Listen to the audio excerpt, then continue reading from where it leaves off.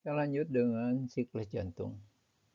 Satu siklus jantung itu terdiri dari sistol dan diastol. Normalnya berlangsung 0,8 detik. Artinya 1 menit jantung mengalami 75 kali sistol dan diastol. Kita bisa melihat di sini atrium itu berkontraksi atau sistol selama 0,1 detik. Berarti sisanya itu 0,7 detik dalam keadaan diastol. Ventrikel berkontraksi atau sistol selama 0,3 detik. Berarti diastolnya 0,5 detik.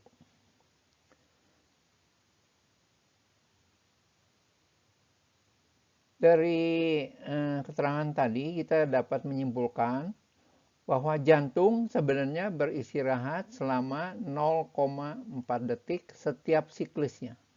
Di sini, di sini. 0,4 detik. Jadi bekerja 0,4 detik, istirahat 0,4 detik. Makanya panjang umurnya.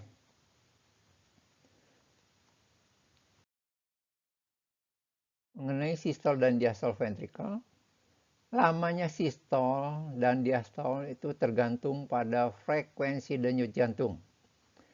Makin tinggi frekuensi denyut jantung, maka pemendekan waktu untuk lamanya diastol lebih besar daripada sistol. Kita bisa lihat data di bawah ini.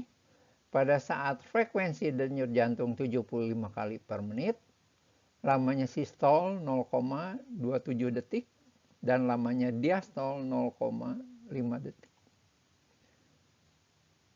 Bila frekuensi denyut jantung menjadi 200 kali per menit, maka lamanya sistol menjadi 0,16 detik dan lamanya diastol 0,14 detik. Maka terlihat bahwa pemendekan daripada waktu diastol itu jauh lebih besar daripada sistol. Dan ada konsekuensinya. Lamanya diastol yang berkurang itu menyebabkan jantung belum terisi darah yang cukup di dalam ventrikel, sehingga darah yang dipompakan keluar jantung itu akan sangat berkurang. Makanya tidak heran tekanan darah akan turun, maka orang tersebut bisa pingsan. Siklus jantung dapat terjadi karena adanya penjalaran impuls dalam jantung. Dimulai dengan timbulnya potensial aksi dari S-anode sebagai pacemaker. Kemudian impuls akan menjalar ke otot atrium kanan dan kiri, dan sampailah di AV node. Impuls akan mengalami perlambatan atau AV delay untuk memberikan kesempatan pada atrium untuk mengosongkan isinya. Impuls diteruskan ke ventrikel melalui bundle of Fish, kemudian ke right bundle branch dan left bundle branch. Yang left bundle branch akan bercabang menjadi fasciculus anterior dan fasciculus posterior. Dan sampailah di serabut Purkinje untuk kemudian dijalarkan impuls tadi ke otot ventrikel. Mulai dari septum, interventriculare, apex, dan terakhir basis cordis. Hal ini penting karena pada saat impuls sampai di septum, septumnya akan memendek, kemudian apex cordis akan berkontraksi, dan terakhir basis cordis. Sehingga pengosongan ventrikel menjadi sangat efektif. Kontraksi atrium mulai dari atrium kanan, 0,013 detik kemudian baru atrium kiri. Kenapa demikian? Karena S anode ada di atrium kanan. Sehingga atrium kanan akan menerima impuls lebih dahulu daripada atrium kiri. Kontraksi atrium ini memompakan 25% sisa darah ke dalam ventrikel. Karena 75% sudah masuk pada saat katup mitral dan trikuspid terbuka. Kontraksi atrium dimulai pada puncak gelombang P. Kontraksi ventrikel terjadi setelah otot ventrikel mengalami depolarisasi dan terjadi pada puncak gelombang R. Kontraksi ventrikel kanan lebih lama daripada ventrikel kiri pada saat inspirasi. Hal ini disebabkan oleh pada saat inspirasi, tekanan intratorakal akan berkurang. Akibatnya, venous return lebih banyak kembali ke ventrikel kanan. Kemudian yang kedua, terjadi pooling darah di paru-paru pada saat inspirasi, sehingga darah yang kembali ke ventrikel kiri akan berkurang. Kita lanjut dengan peristiwa mekanik dari siklus jantung. Yang pertama itu dimulai dengan sampainya impuls di atrium pada puncak gelombang P, maka akan terjadi sistol dari atrium. Akan menambah 25% pengisian ventrikel. Fase berikutnya pada saat impuls sampai di ventrikel, itu pada puncak gelombang R di EKG, maka terjadi yang disebut fase isovolemic contraction. Berlangsung 0,02 sampai 0,03 detik. Fase 3 itu rapid ejection. 75% darah akan dikeluarkan dari ventrikel masuk ke dalam aorta atau arteri pulmonalis dalam waktu sepertiga sistol. Jadi 0,1 detik. Fase keempat, reduced ejection, itu menambahkan kembali 30% darah ke dalam pembuluh darah besar dalam waktu 2/3 sistol atau 0,2 detik. Kemudian masuk ke fase isovolemic relaxation. Kemudian rapid ventricle filling dan reduced ventricle filling akan menambahkan darah ke dalam ventrikel sebanyak 75%. Yang 25%-nya karena sistol dari atrium. Kita lanjut dengan melihat gambar ini dari kaitan. Kita lihat dulu, yang ini adalah gambar EKG, ini fonokardiogram, grafik ini adalah volume ventrikel, kemudian yang merah itu tekanan dalam ventrikel, yang hitam putus-putus itu tekanan dalam atrium, dan yang hitam putus-putus di atas adalah tekanan dalam aorta. Jadi, siklus jantung dimulai dengan mulainya impuls dari S anode sudah sampai di otot atrium pada puncak gelombang P, maka akan terjadi kontraksi atrium. Itu akan memasukkan darah ke dalam ventrikel sebanyak 25%.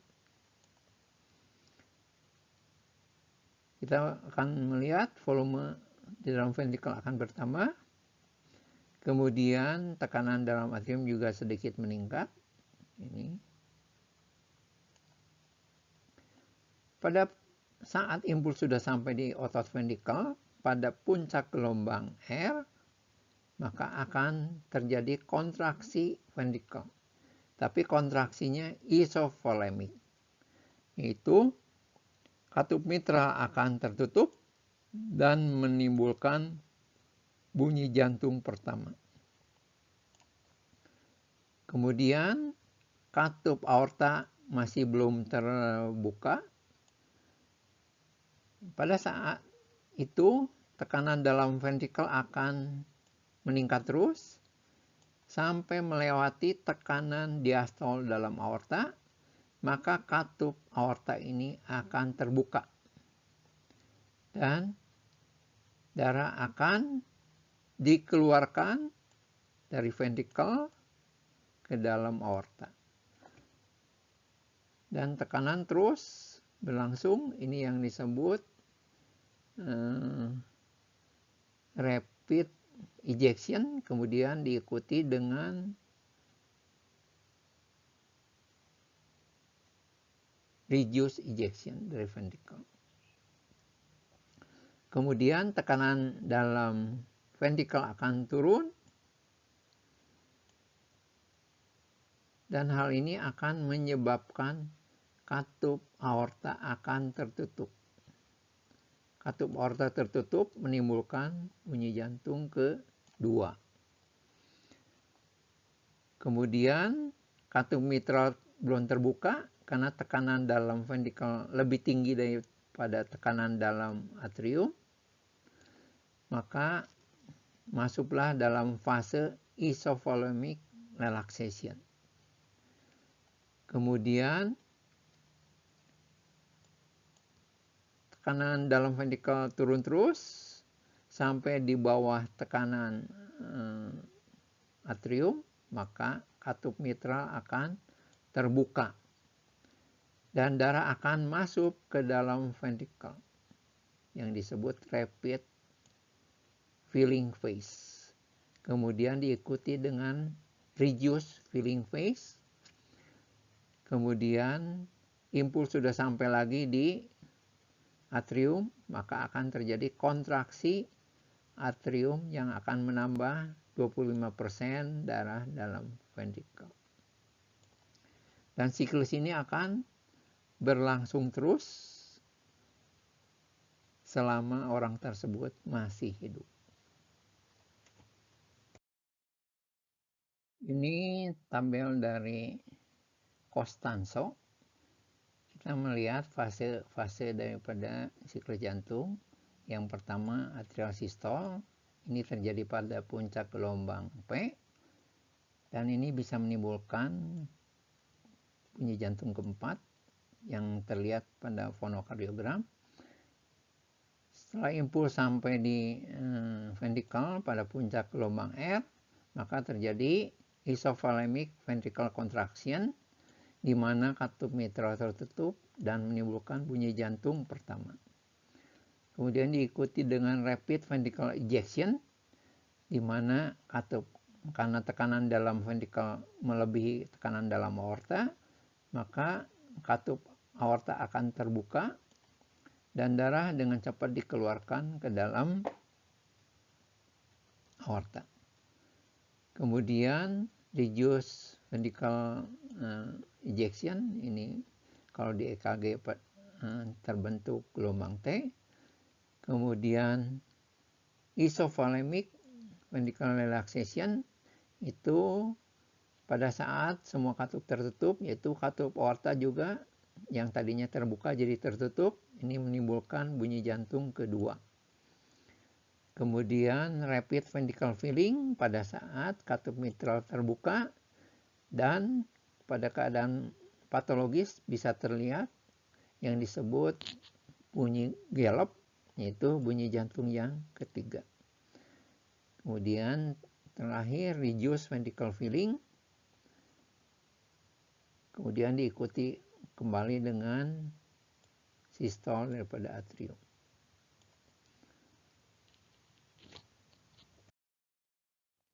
Kita kenal beberapa istilah, yaitu end diastolic volume, itu volume darah dalam setiap ventricle pada akhir diastol kurang lebih 110 sampai 120 ml dalam keadaan istirahat, ini semua. Stroke volume itu isi sekuncup, yaitu volume darah yang dipompakan keluar ventrikel setiap kali sistol. Itu sebanyak 70-90 ml. N systolic volume, yaitu volume darah sisa dalam setiap ventrikel pada akhir sistol, yaitu 40-50 ml. Jadi tidak semua darah dalam ventrikel itu dipompa keluar. Jadi ada sisanya. Ini ejection fraction penting untuk menentukan fungsi kontraksi daripada jantung. Jadi pada orang yang payah jantung ini ejection fraction-nya sangat rendah. Bagian end diastolic volume yang dipompakan keluar oleh setiap ventrikel kurang lebih 60%. Bila jantung kuat kontraksinya, maka end systolic volume akan berkurang banyak. Itu tinggal 10-20 ml. Bila end diastolic volume-nya meningkat sebesar 150-180 ml, maka stroke volume-nya akan meningkat 2 kalinya.